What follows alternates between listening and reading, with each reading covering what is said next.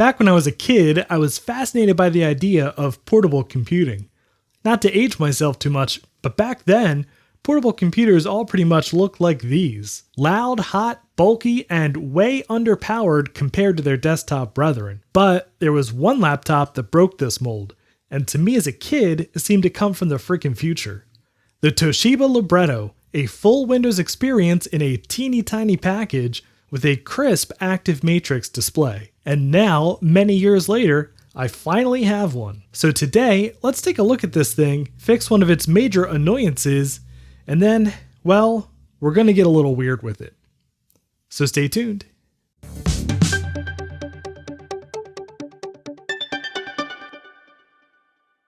Today's Hackintosh shenanigans are brought to you by PCBWay. So many retro computing projects that we've come to depend on started with prototyping via PCBWay.com, in no small part due to their great pricing and turnarounds as fast as 24 hours. Just take a look through their shared project sections where you can find absolute gems like this amazing entire Apple I clone, so if you have any PCB needs, I hope you'll give PCBWay.com a try. The first Toshiba Librettos came out in 1996 in Japan with 46 processors and a 6.1-inch color TFT display. At the time, it was the world's smallest PC, weighing just 30 ounces, and it was quite successful with the Japanese, where small versions of things were, and still are, a popular trend. Toshiba actually kept making librettos into the early 2000s with modern touches like webcams and even this really weird dual-screen W100, but none of them really have the charm or evoke the sense of futuristic miniaturization as the original mid-90s variants, at least to me. The one I have here is the Libretto 50CT, one of the first librettos available in North America. It sports a fast Pentium 166 MMX processor, a whopping 32 megs of RAM, which is expandable to 64 with a hard-to-find memory module, and a whopping 2.1 gig hard drive with a crisp 7.1-inch color TFT display. And ports are pretty scarce. In fact, on the Libretto itself, you have a single infrared port on the back, PCMCIA card slot, your power adapter, of course, and a single port on the bottom for your dock. Unfortunately, I do also have the mini dock, which has a parallel port serial and VGA out in case you want to mirror your screen on a monitor, which is probably 10 times bigger than the Libretto itself. And of course, there's no floppy drive and no CD-ROM drive. In fact, the only floppy or CD option is to have one connected to a PCMCIA card. But actually what I've been doing is just using this PCMCIA card adapter with a 32 gig CF card, which is a pretty convenient way to move files back and forth from my modern machine into this tiny little computer. And it's actually pretty nice because it fits flush along the side of the machine here, providing a nice way to add additional storage. Of course, the hard drive in here originally is 2 gigs, so a 32 gig CF card isn't too shabby. So there's two things I want to do today. One is a much needed quality of life upgrade, and the other one is a bit of an experiment. First, we need to replace the original hard drive with a nice silent CF card, because the original hard drive is literally the loudest, clickiest, and most annoying thing I've ever heard.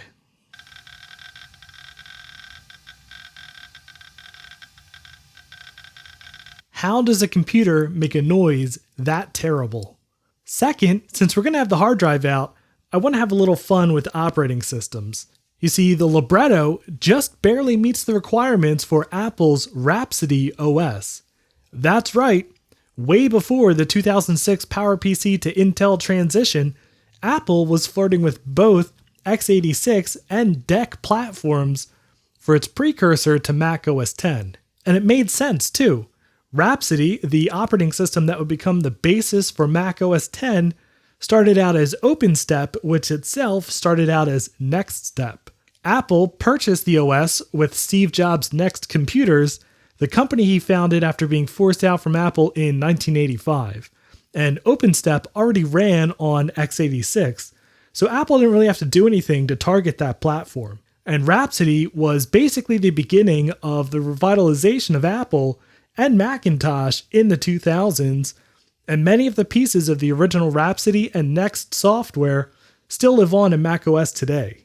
So an OpenStep or Rhapsody install requires both a floppy drive and a CD-ROM to be connected at the same time. And unfortunately, I don't have either one for the Libretto, but with the CF card, we have another interesting option. Install Rhapsody in a virtual machine and then write the virtual hard disk directly to the card.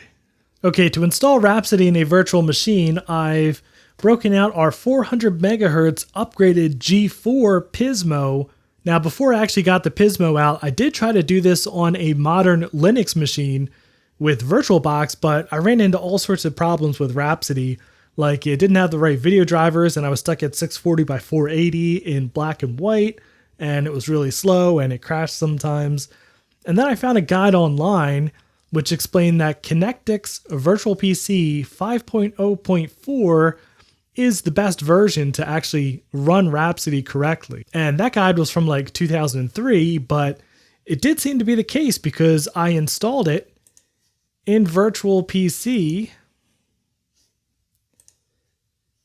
and it does work.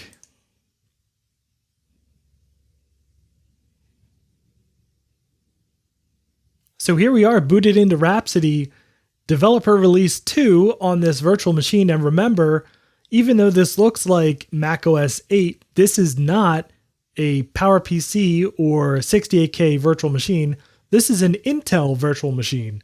And this is the Intel version of Rhapsody. And we've got full color on here. And look, that spinning beach ball you might remember from early versions of actual macOS 10.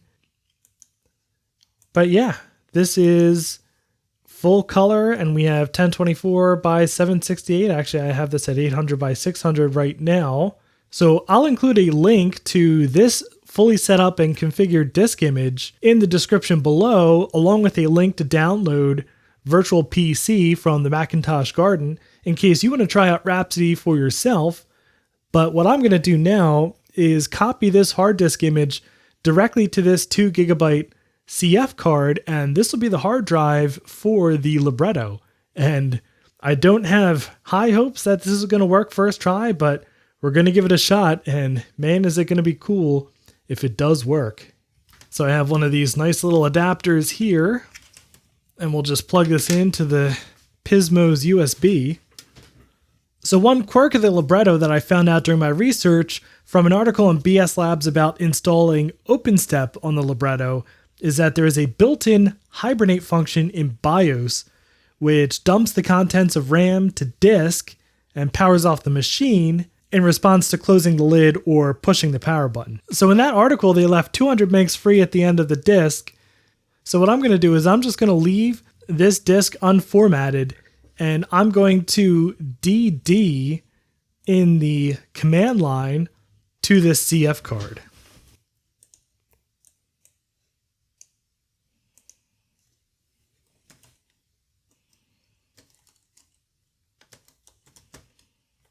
So that should work, but fair bit of warning, DD is sometimes nicknamed Disk Destroyer because if you type these arguments wrong, you could very well mess up your machine. So only use DD with the utmost of caution.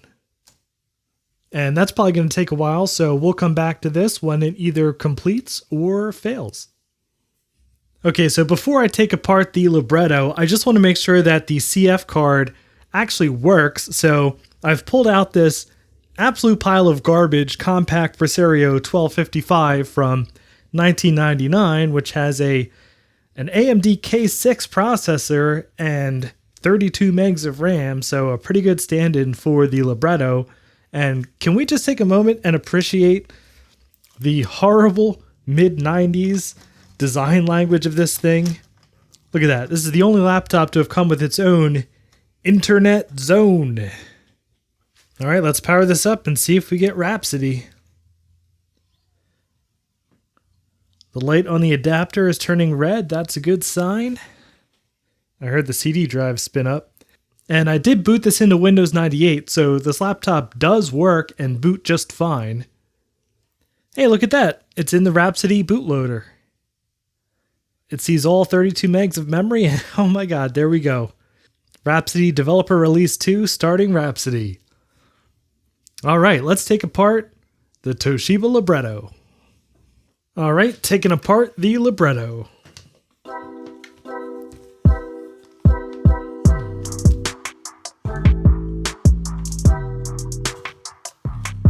Look at that tiny battery. That's adorable.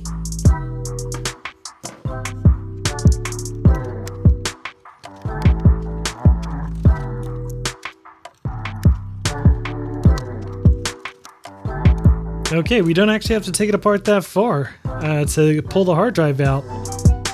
But I think we're going to need to continue taking this apart just because I can't really push this all the way down to the hard drive connector, so I do need to get underneath this casing here to actually connect this to the IDE connector.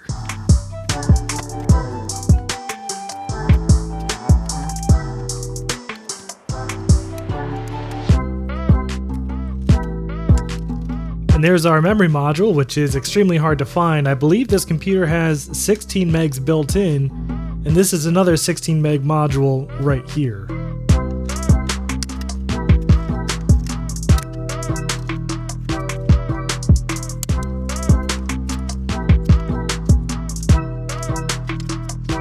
Alright, all of that just to get down into this bottom section here and install our CF card. Alright, now before we put all the screws back in, why don't we make sure it's just going to boot into Rhapsody.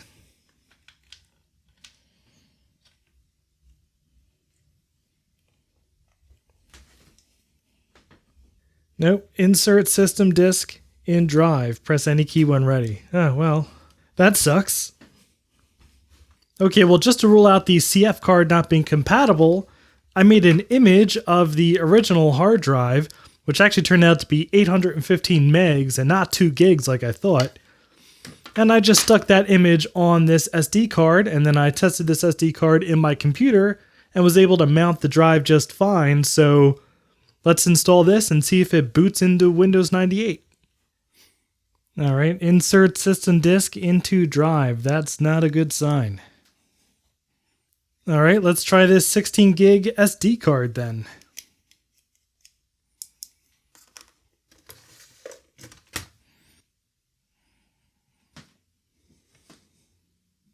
Okay, maybe a 60 gigabyte mSATA drive will do better. I mean, maybe it's a little bit overkill for a Pentium 166, but hey, it's a Libretto, it's worth it, right?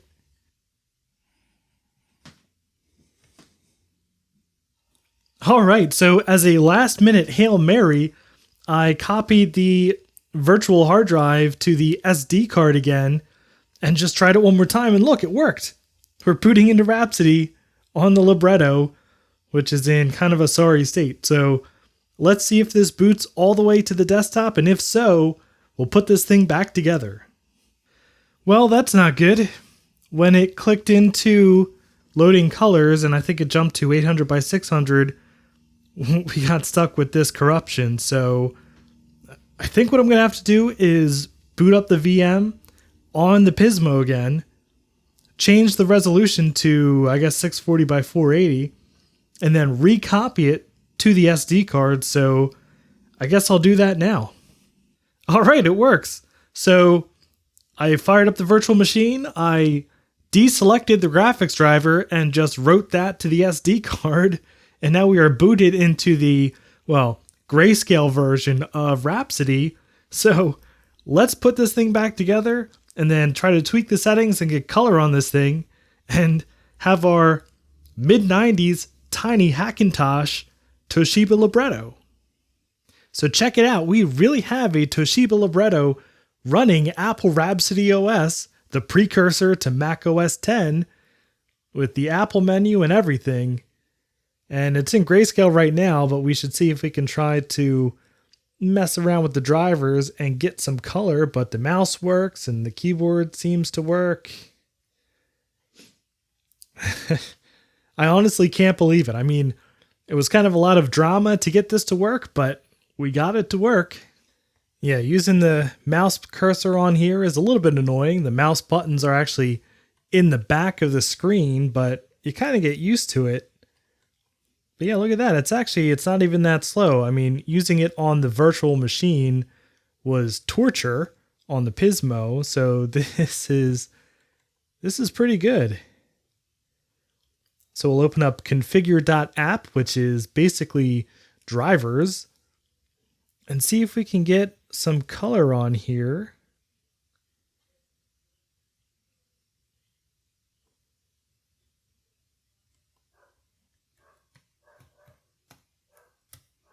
All right, so I chose the S3 generic PCI driver and 640 by 480, so let's see if that gives us color.